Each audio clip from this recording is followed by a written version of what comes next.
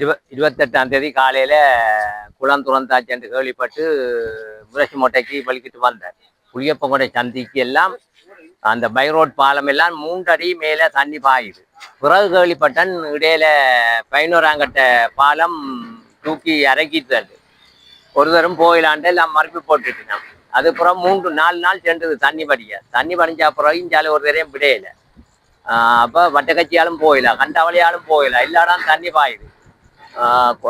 இடனமாடு குளக்கட்டுக்கு மேலால 3 நாள் விட்டவை சைக்கிளும் புட் சைக்கிளும் போன கட்டுக்கு மேலால.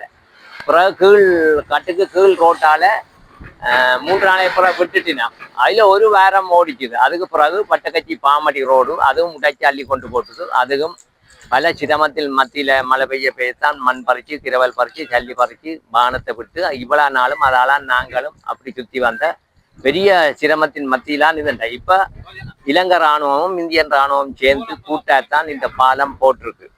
இப்போ எங்களுக்கு நல்ல சந்தோஷம். இன்றையிலேருந்து இனி நாங்கள் இப்படி எந்த நேரம் போகலாம் வரலாம் இல்லையாண்டா நாங்கள் அதால் சுற்றி வரையில அவ்வளோ தூரம் நடக்கிற 3 கிலோமீட்டரும் இல்லை மிரசி மோட்டை இதுலேருந்து.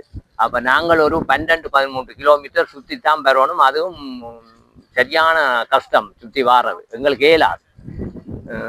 இன்றைக்கு இது சிறப்புலா செய்துட்டுனா மாணவடியாக இன்றைக்கு 2 இராணுவம் செய்து நல்ல இதாகத்தான் போட்டிருக்கிறோம். இனி நாளையிலேருந்து யாழ்ப்பாணம் முல்லை வீதி பரந்தன் முல்லை வீதி முழுக்க எல்லா வாகனம் இனி இதெல்லாம் போகும், 20 ரூபா போகும்.